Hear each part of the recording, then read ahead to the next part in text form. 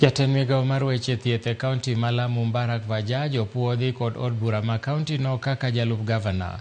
Bajaj biro kawo kar Raphael Munywa manowito ngimane ka thieth ma Nairobi higa mokalo tok bedo matuo kuom thuolo machuok. Maeri en tok od bura ma Lamu kwedo James Gishu ma bende gavana Issa Timami ne okuongo oyiero mar kawo kar Raphael Munywa. Leader wa hili bunge leo kuwa tumeweza kumpitisha Dr. Mbarak Bajaj kama naibu wa gavana ambaye alikuwa appointed na mstahiki gavana kama naibu wa gavana wake, na leo kama bunge limeweza kumuidhinisha ama kumapprove.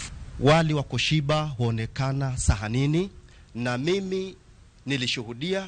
Dr. Mbarak alifanya kazi kubwa sana na tunamshukuru, na Mwenyezi Mungu amzidishie na endelee kufanya kazi vizuri. Tuone dhamira yake nyingine itakuwa ni nini, na tuko tayari kusimama na yeye.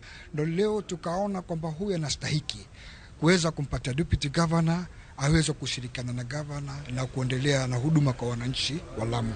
Kwa hivyo kufikia hapa sasa sisi tayari, mimi kama speaker nishamwambia clerk I'm notify governor kwa kuwa candidate wake ama nomination yake imepitishwa.